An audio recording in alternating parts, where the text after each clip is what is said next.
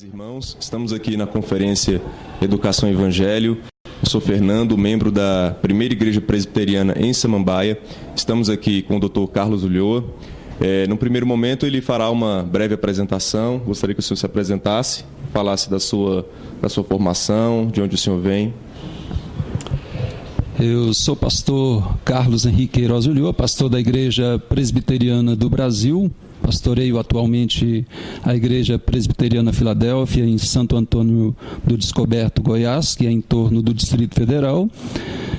Minha formação inicial foi em teologia no Andrew Jump, no JMC, Seminário Presbiteriano José Manuel da Conceição. Também fiz pós-graduação em Ciências da Religião, mestrado em Novo Testamento pela FTCB.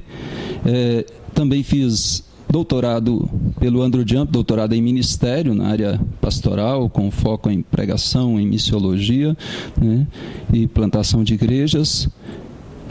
E também fiz a validação em teologia pelo Mackenzie, a Universidade Presbiteriana Mackenzie, em São Paulo. Doutor, como nós podemos harmonizar fé e ciência? Quer dizer, existe de fato um conflito inerente entre fé e ciência? Como isso funciona?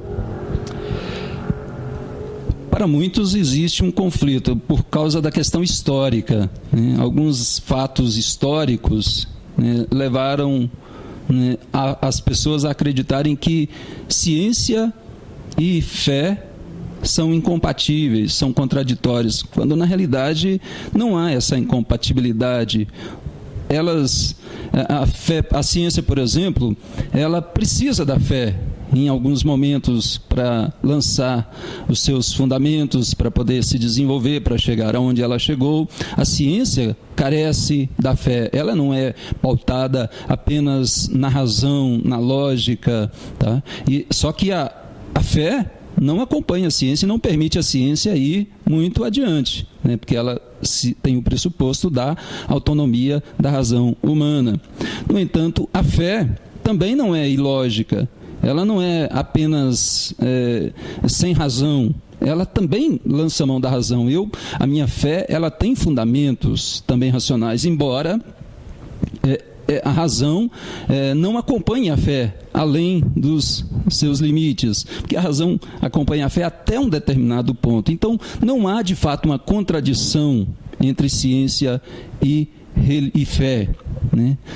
As duas podem caminhar juntas, e na realidade a fé tem sido um instrumento, a religião tem sido um instrumento poderoso na própria ciência, para ajudar a ciência desde o seu início. Um conhecimento histórico, né, do desenvolvimento da ciência vai apontar a sua origem principalmente em alguns religiosos, inclusive cristãos reformados. Não há contradição, né? É preciso entender o âmbito das duas, a atuação das duas dentro do processo na busca do conhecimento. E as duas são indispensáveis. Para os que ainda não foram introduzidos no assunto, eu gostaria que o senhor desse uma explanação sobre a teoria do design inteligente. A teoria do design inteligente, embora ela tenha começado há muito tempo, segundo alguns, com William Paley, né, ela atualmente encontra alguns defensores que buscam fundamentar a busca da verdade, do conhecimento, em verdades científicas, mas ela pressupõe um design inteligente, um projetista. Ela contrapõe a teoria da evolução, né, no sentido de que não acredita que tudo veio a existir por acaso. E dentro da teoria da evolução, da teoria do design inteligente, nós veremos pessoas que acreditam em Deus, em deuses, em extraterrestres, tá? Mas eles mantêm o pressuposto de que são científicos nas suas afirmações, né? diferenciando um pouquinho do criacionismo, que nem sempre vai andar com a razão até o final. Ou seja, como nós dissemos, vai precisar de caminhar pela fé. Tem um pressuposto da existência do divino, de seres angelicais, espirituais, que não podem ser afirmados pela lógica, pela razão. Tá? Então, o TDI, ele caminha nessa direção e tem 3 pressupostos básicos, 3 argumentos em que eles se fundamentam.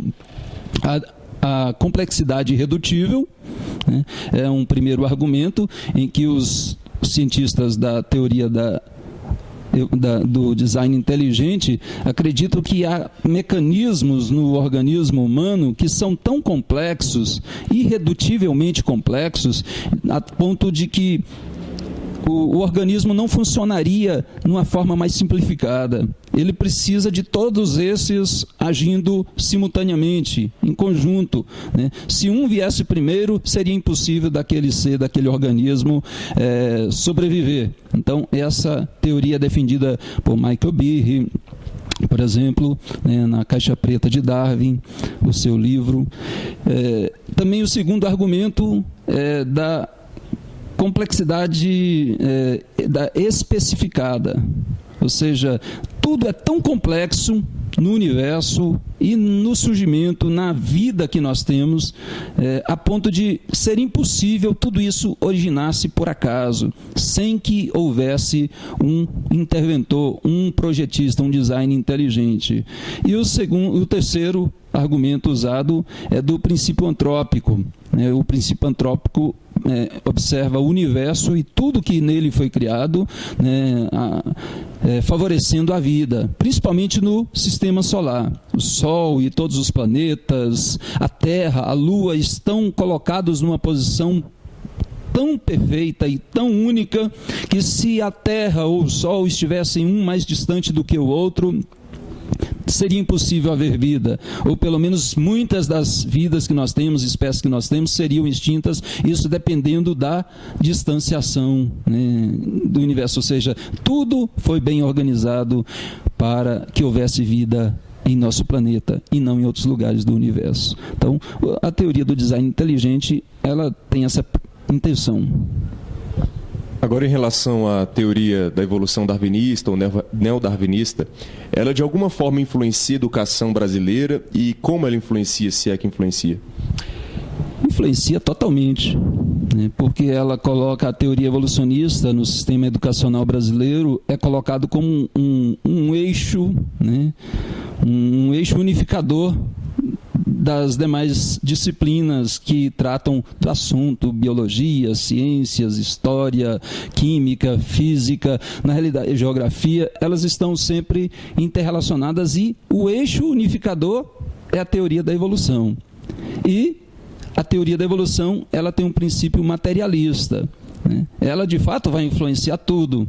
Ela vai excluir todas as outras ideias que não forem materialistas, que não seguirem a linha da teoria da evolução. Então, ela influencia totalmente. Sabendo que a cosmovisão cristã, ela pede por uma unificação do conhecimento, ela advoga a favor disso.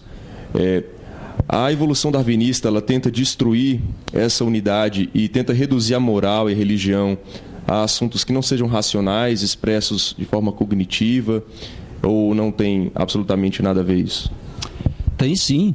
Na realidade, o darwinismo, como sendo uma teoria materialista, né, ela vai de fato excluir a ética, o moral, né, os valores morais, né, ela vai excluir isso. Não tem como você tirar valores morais da matéria, né, do nada, do acaso, do que não tem propósito, né? Os valores éticos e morais perdem o seu sentido, é uma implicação séria, né, tratada dentro da questão do evolucionismo, né? Então, nós precisamos de valores para que haja uma sociedade ordeira, uma sociedade de fato progressiva, que vai crescendo, que vai convivendo uns com os outros, onde o amor, a paixão, onde o perdão, a humildade, tudo isso é valorizado. Na teoria materialista, é impossível. né, porque é a lei do mais forte, é a lei, né, do mais esperto, é a lei do que consegue burlar as leis e usar os seus próprios meios para poder chegar onde ele quer chegar, no topo, ou seja, não importa se ele vai passar por cima de alguém, né, desde que ele tenha esse objetivo e busque e alcance esse objetivo. Essa é a linha da seleção natural, da teoria darwinista. Não há um lugar para valores, não há um lugar para ética, não há um lugar para esse amor ao próximo. É sempre de uma linha egoísta.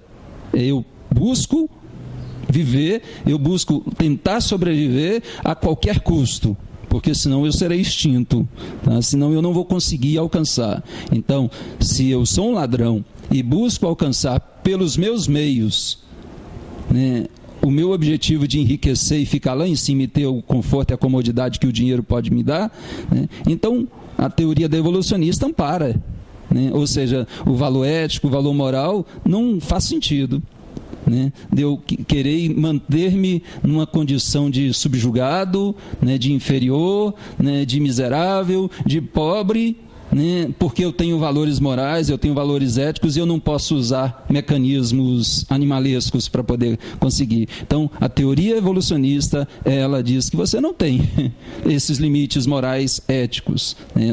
Na realidade, se deixasse o cientista evolucionista à mercê da sua própria ética, o que tem acontecido em muitos casos, nós vamos ter Frankensteins por aí, né? De fato, eles vão usar, né, o pressuposto científico e materialista para fazer experiências com seres humanos, com animais e assim por diante, é o que a gente tem visto. Porque é, de fato, inconsistente defender valores morais e éticos dentro de uma teoria materialista, ateísta também. Em nome da igreja, agradecemos a presença do senhor, muito proveitosa a sua visita aqui e trazendo esses temas. Se o senhor tiver considerações finais a fazer, seja à vontade. Eu é que agradeço a oportunidade e a consideração é de parabenizar a Igreja Presbiteriana de Samambaia, a primeira igreja, né, por essa iniciativa, que ainda é embrionária, né, dentro do grande universo de ações que nós temos que tomar para poder mudar, transformar o nosso sistema educacional. É preciso atitudes, ações, e essa é uma ação positiva, né, que vai começar a mudar a mentalidade de alguns dentro deste imenso universo, que isso se expanda e alcance novas pessoas, novas igrejas, né, novas organizações que vão, investindo nessa área, buscar transformar para melhor essa nossa educação, que na linha naturalista, ateísta, nós vimos que está lá embaixo, né? Nem chega a ser despontada nos gráficos, né, de qualidade educacional. E isso tem a ver com o tirar Deus da educação e colocar o ateísmo na educação. Que Deus abençoe a primeira igreja e abençoe a todos também os participantes desta conferência. Ok, muito obrigado.